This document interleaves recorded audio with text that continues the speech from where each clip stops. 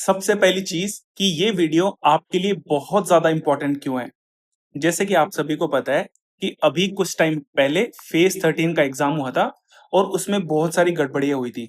और उन गड़बड़ियों के चलते एसएससी ने लगभग 60,000 लोगों के एग्जाम फिर से कराए थे।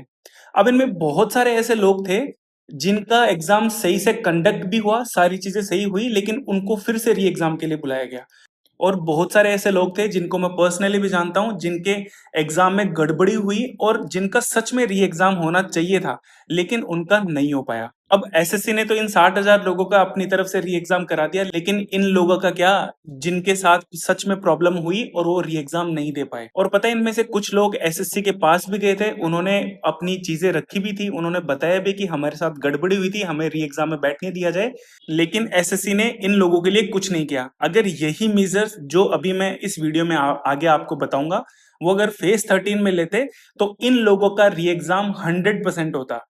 अब देखो, फेज 13 तो गया, बट अगर यही चीज अगर आपके साथ सीजीएल में होती है तो आपको क्या करना चाहिए ताकि आपको सीजीएल में अगर ऐसा कुछ होता है, अगर कोई गड़बड़ियां होती हैं, तो आपको एक फेयर चांस मिल सके। तो उसकी बात आज इस वीडियो में करेंगे और इस वीडियो की एक एक चीज जो इस वीडियो में मैं बताऊंगा वो बहुत इंपॉर्टेंट है।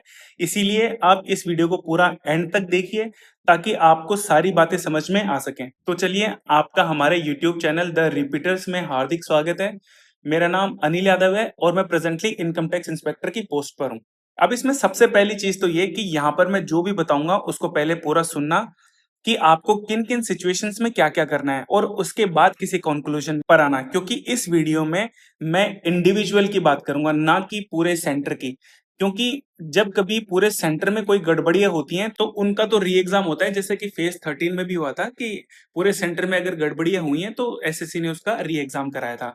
बट यही अगर पूरे सेंटर में से किन्हीं 2 4 5 लोगों के साथ ही ऐसा कुछ गलत होता है, जैसे कि टाइम पूरा नहीं दिया, मिसमैनेजमेंट की वजह से आपको टाइम पूरा नहीं मिल पाया, या कोई भी ऐसा इशू जिसकी वजह से आपका टाइम खराब हुआ हो, तो आपकी कोई नहीं सुनता। और ना ही सेंटर वाले और ना ही एसएससी वाले कोई नहीं सुनेंगे आपकी। इसी वजह से इस वीडियो में मेनली मैं इन 2 4 5 लोगों की बात करूंगा कि वो क्या लीगली कर सकते हैं जिनसे उनको एक फेयर चांस मिल सके एग्जाम देने का। अब पहले तो वो चीजें मैं आपको बता देता हूं जिनके लिए आप कंप्लेंट नहीं कर सकते हैं, क्योंकि आपको इस बात की क्लैरिटी होनी चाहिए कि आप किन किन चीजों के अगेंस्ट कंप्लेंट कर सकते हैं और किन किन चीजों के अगेंस्ट आप कंप्लेंट नहीं कर सकते हैं।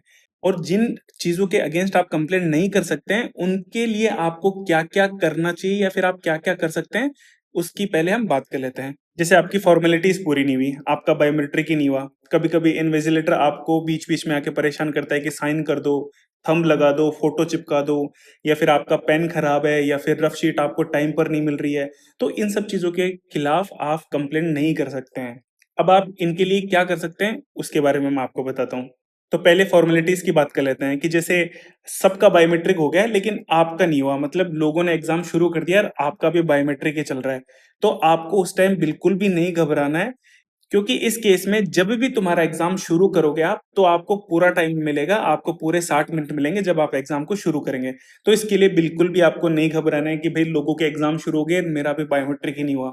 इसके अलावा आपकी जैसे अटेंडेंस पूरी नहीं हुई, आपका थंब इम्प्रेशन नहीं हुआ, कमीशन की कॉपी आपने फिल नहीं करी, आपने फोटो नहीं चिपकाई उसके अंदर, तो इन्विजिलेटर हो सकता है कि आपको बीच एग्जाम में आके परेशान करे कि भैया आपके साइन कर दो, थंब इम्प्रेशन लगा दो, ये सब कर दो। तो आप इन सब के लिए क्या कर सकते हैं? अगेन मैं ये सब इंडिविजुअल के लिए बता रहा हूं, मैं पूरे सेंटर के लिए नहीं बता रहा हूं। तो सबसे पहली चीज जो आपको करनी है वो ये है कि आप एग्जाम शुरू होने से पहले ही सारी चीजें कर लें। जैसे वो लोग अगर इन फॉर्मेलिटीज को करने में टाइम ले रहे हैं, तो आप ये सब खुद से भी कर सकते हैं। अब आप खुद से कैसे कर सकते हैं? तो मैं आपको मेरा सीजीएल 2024 मेंस का एक्सपीरियंस शेयर करता हूं कि मैंने उस टाइम क्या करा था। तो मेरा एग्जाम था 20 जनवरी को, और उस सेंटर पे लगभग 500 लोग थे। तो उनको शुरुआत में ही चेकिंग करने में टाइम लग गया, और जब हम अंदर आए और जब बायोमेट्रिक शुरू हुआ तो हमारे पास केवल 20 मिनट बची थी केवल।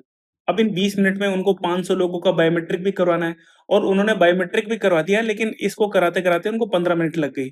अब हमारे पास केवल 5 मिनट बची थी जिनके अंदर हमको अटेंडेंस करवानी थी, थंब इम्प्रेशन करवाना था, कमीशन की कॉपी भरनी थी, इसके अलावा फोटोज चिपकानी थी उसके अंदर। तो वहां पर सब लोग चिल्ला रहे थे कि सर ये कर दो, सर अटेंडेंस दे दो, सर थंब इम्प्रेशन लगवा लो। तो उन्होंने क्या, कमीशन कॉपी तो उन्होंने दे दी थी, तो मैंने ये कमीशन कॉपी जल्दी से भर के और इस पर फोटो भी चिपकानी थी, इस पे थंब इम्प्रेशन भी लगाना था। तो मतलब जो फेविस्टिक थी वो 3-4 लाइन आगे थी और मेरे को पता था कि वहां पर फेविस्टिक है, वहां पर लोग लगा रहे हैं, क्योंकि लोग हो हल्ला मचा रहे थे। तो मैं उस लाइन में पहुंच गया और वहां पर जाकर मैंने फोटो को चिपका लिया और थंब इम्प्रेशन वाले को भी ढूंढकर वहां पर थंब इम्प्रेशन करवा लिया। क्योंकि अगर मैं ये काम नहीं करता तो जब वो कमीशन की कॉपी लेने आते तो बीच एग्जाम में बोलते कि भैया आपने फोटो नहीं चिपकाया, आपने थंब इम्प्रेशन नहीं करा, तो मेरे को वहां पर बीच एग्जाम चलते फोटो चिपकानी पड़ती, मेरे को थंब इम्प्रेशन लगाना पड़ता और इस वजह से मेरा टाइम खराब होता। तो इसलिए मैंने खुद से वो काम कर लिया पहले जाके। अब आप में से कुछ लोग ये बोलेंगे कि भैया वो उठने कहाँ देते हैं।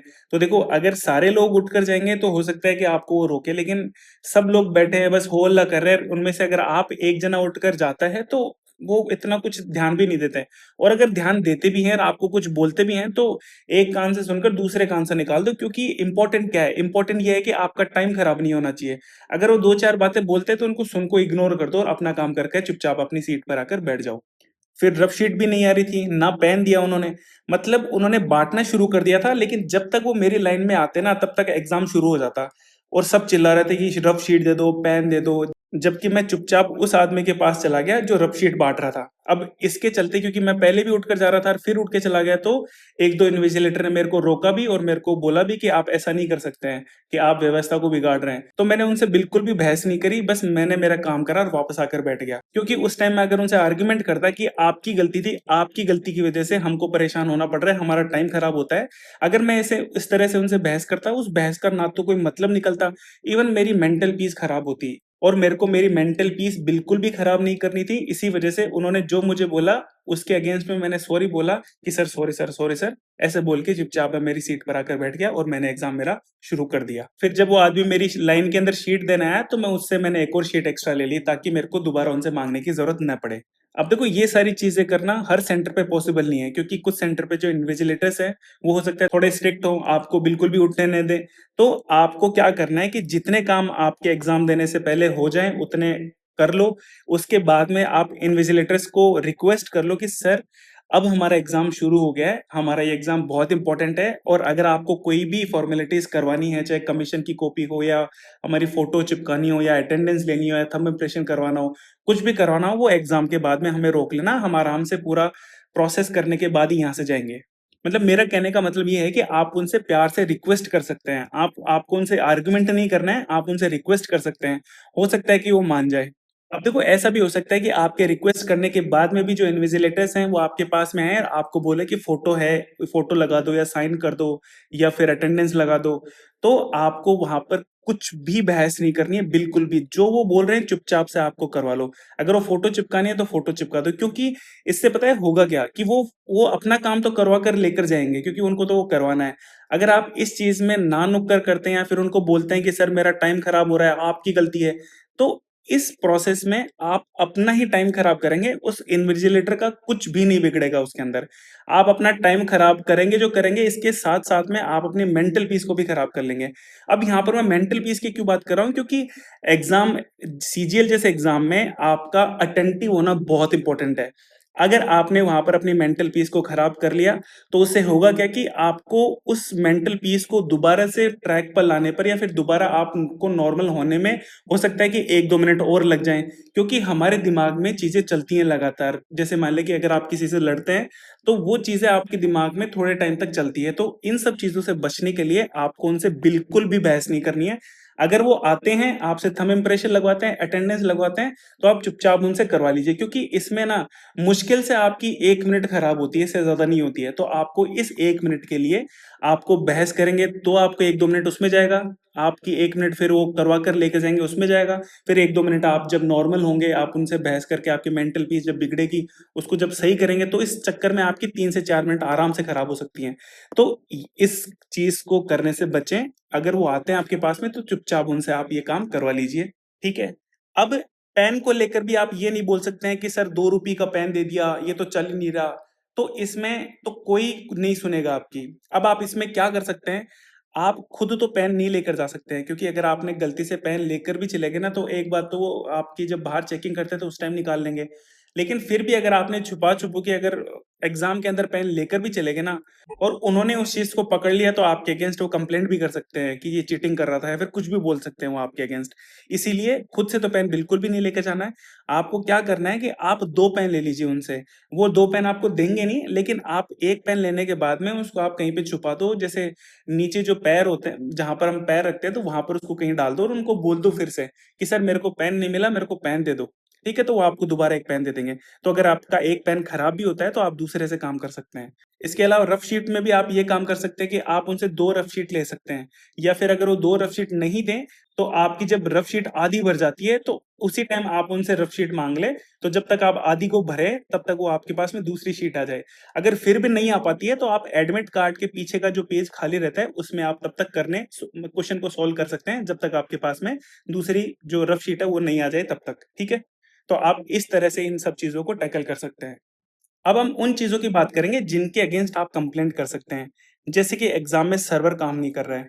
तो देखो अगर सर्वर जब भी काम नहीं करता है ना तो आपको पैनिक नहीं होना है। पैनिक क्यों नहीं होना है? क्योंकि सर्वर जब भी काम नहीं करता है तो आपका जो टाइम है वहीं से वापस से रिज़्यूम होता है। मतलब जैसे मान लें कि आपके पास में लास्ट के 20 मिनट बचे हैं और आपका सर्वर इश्यू आ गया। तो जब वो सर्वर ठीक होगा तो आपको फिर से वही 20 मिनट मिलेंगे।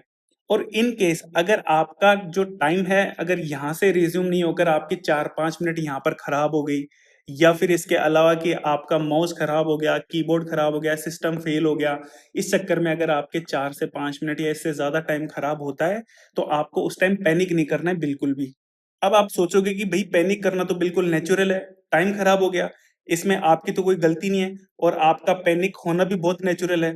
बट यहाँ पर मेरा पॉइंट ये है कि अगर आप उस टाइम पैनिक हो गए, तो इससे आपका जो नुकसान हुआ है ना, वो और ज़्यादा हो जाएगा। क्योंकि वो टाइम जो आपका खराब हो गया, वो तो आप वापस रिकवर कर नहीं सकते हो। लेकिन उस पर्टिकुलर मोमेंट पे अगर आप पैनिक कर गए, तो इस चक्कर में आपके 3 से 4 मिनट और ज़्यादा खराब हो सकते हैं। उन सब चीज़ों को दिमाग से निकालने में और वापस अटेंटिव होकर एग्ज़ाम देने में आपका इतना टाइम आराम से खराब हो सकता है। और आपको गलती से भी बहस नहीं करनी है, जब वो आपको माउस चेंज करें, कीबोर्ड चेंज करें या फिर सिस्टम में कोई गड़बड़ी है उसको चेंज करते रहें, तो आपको उनसे बहस नहीं करनी है बिल्कुल भी। क्योंकि वही चीज़ की अगर आप बहस करेंगे, तो ये जो टाइम खराब हो रहा है वो तो बिल्कुल आपका हो गई, उसको तो कोई रोक भी नहीं सकता है, उसको तो ये जो इन्विजिलेटर है वो भी कुछ नहीं कर सकते हैं उसका। लेकिन इससे आपकी मेंटल पीस खराब होगी, मेंटल पीस खराब होगी और आपका और ज़्यादा टाइम जाएगा। और सीजीएल जैसे एग्ज़ाम में 1-1 मिनट नहीं, 1-1 सेकंड बहुत इम्पोर्टेंट है। तो अगर आपका कैसे भी टाइम खराब होता है तो उसको आपको नहीं करना है। और अगर आपने उनसे उस टाइम बहस करी या केओस मचाने की कोशिश करी, तो वो सेंटर वाले आपके अगेंस्ट कंप्लेंट भी कर सकते हैं और यही बात जब अगर एसएससी के पास में पहुँची, तो वो आपको डिबार भी कर सकते हैं एसएससी वाले इस चीज़ को लेकर आपको। और उस टाइम ना तो आपका कोई सुनने वाला होगा क्योंकि अगर ये प्रॉब्लम सबके साथ होती है, तो भई सब सुनते हैं कि ठीक है पूरे सेंटर पे हो गई तो सबने सुन लिया। अगर आपने वहाँ पे केओस भी मचा दिया, तो भी एसएससी कुछ नहीं बोलेगा क्योंकि यार सबके साथ हुआ है, तो वो आपका री-एग्ज़ाम करा देंगे। लेकिन इंडिविजुअल के साथ अगर ऐसा होता है, आपने वहाँ पर कियोस्क मचाने की कोशिश करी, तो भैया आपके अगेंस्ट कंप्लेंट हो सकती है और आपको एसएससी डिबार भी कर सकती है, अगर ये बात एसएससी तक पहुँची तो। अब बात करते हैं कि आपको कंप्लेंट और एफआईआर कैसे दर्ज करवानी है। अब देखो, आपका एग्ज़ाम में अगर 5 से 10 मिनट या इससे ज़्यादा टाइम खराब होता है और उसमें अगर आपकी कोई गलती नहीं होती ना, तो आप एग्ज़ाम खत्म होने के बाद में एक कंप्लेंट लेटर लिखिए और उस लेटर में आपका प्रॉपर नाम, आपका रोल नंबर, आपका जहाँ पर सेंटर है वो और आपके वहाँ पर साइन। ये सब करवाने के बाद में आप जो सेंटर है, उस सेंटर के जो अथॉरिटी हैं, उनसे उन कंप्लेंट पर साइन करवाना है और उनकी वहाँ की सील लगवानी है। अब देखो 99% केसेज़ में ये लोग उस एप्लीकेशन में ना तो साइन करेंगे और ना ही सील लगाने देंगे। लेकिन आपको उनसे रिक्वेस्ट करनी है कि सर ये एग्ज़ाम मेरे लिए बहुत इम्पोर्टेंट है, ये मेरा लास्ट चांस है, मेरे घरवाले इस पे डिपेंडेंट हैं, मैंने बहुत मेहनत करी है, मेरा 1 साल बर्बाद हो जाएगा, प्लीज़ सर इस पे साइन कर दीजिए और सील लगा दीजिए। अब देखो ये साइन करे तो अच्छी बात है, नहीं करे तो भी कोई बात नहीं है। जैसे ही आपको अपना फ़ोन मिलता है, आप उस कंप्लेंट कॉपी को एसएससी को मेल करिए और वहाँ पर अपनी ग्रीवेंस डालिए, ठीक है? कि मेरे साथ में ऐसा-ऐसा हुआ है। और इसके अलावा आपको एसएससी हेडक्वार्टर में आपको फ़ोन भी करना है। अगर आपकी उनसे बात होती है तो आप इस चीज़ को वहाँ पर बताइए। अगर आप बात नहीं भी होती है ना, तो भी आपको 100 नंबर पर फ़ोन करना है तुरंत। 100 नंबर पर फ़ोन करके आपको जो भी चीज़ें आपके साथ में हुई हैं, उनके लिए आपको वहाँ पर कंप्लेंट दर्ज करवानी है, ठीक है? और सेंटर से बाहर निकलते ही आपको पुलिस स्टेशन जाना है और एफआईआर दर्ज करवानी है। अब ये एफआईआर दर्ज कराना और कंप्लेंट करने का क्या मतलब है? तो देखो, जैसे मैंने आपको वीडियो के शुरू में बताया था कि अगर आप ये सब करते हैं तो आपके पास में एक लीगल तरीका होगा, आपके पास में कुछ डॉक्यूमेंट्स होंगे जो आप एसएससी को दिखा सकें कि सर मेरे साथ में ये गलत हुआ है और मैंने ये एक्शन लिया है। अब जैसे इसमें ये है कि आपको तुरंत निकलते ही, एग्जाम सेंटर से निकलते ही आपको एफआईआर दर्ज करवानी है। अगर आपने अगले दिन करा या उसके अगले दिन करा या फिर थोड़ा लेट एफआईआर दर्ज कराया, तो ये मान्य नहीं होगी, क्योंकि एसएससी ये बोलेगा कि आपको ये तो सोची समझी चीजें हैं, आपके साथ में अगर गलत होता तो आप उसी टाइम एफआईआर दर्ज कराते। ठीक है? तो एसएससी को दिखाने के लिए कि सर मेरे साथ में गलत हुआ है, तो आपके पास में एफआईआर होनी चाहिए, ये कंप्लेन होनी चाहिए, जो कि आपने वहां पर उन लोगों को भी दिखाया। अगर वो साइन करते हैं तो आपके लिए सबसे अच्छा है, अगर नहीं करते हैं तो भी आपको आपको एसएससी को बताना है कि सर मैंने हैंड टू हैंड एसएससी को मेल भी करा था, इवन मैंने फोन करने की भी कोशिश करी थी, मैंने 100 नंबर पर भी फोन किया था और मैंने एफआईआर भी दर्ज कराई है। तो आपका जो केस है वो बहुत ज्यादा स्ट्रांग हो जाएगा और आपके 100% चांसेस हो जाएंगे। जैसे फेज 13 का जो री एग्जाम हुआ, अगर एसएससी में वैसा होता है तो आपको उसमें इंक्लूड किया जाएगा 101%। आई होप आपको ये बात समझ में आ गई होगी, और अगर समझ आ गई तो आप अपने दोस्तों के साथ भी, जो इस एग्जाम को तैयारी कर रहे हैं, उनके साथ भी इसको शेयर करिए, ताकि उनको भी पता चल सके कि अगर उनके साथ कुछ गलत होता है तो उनको क्या करना चाहिए। ठीक है? मुझे इस वीडियो में इतना ही बताना था। धन्यवाद।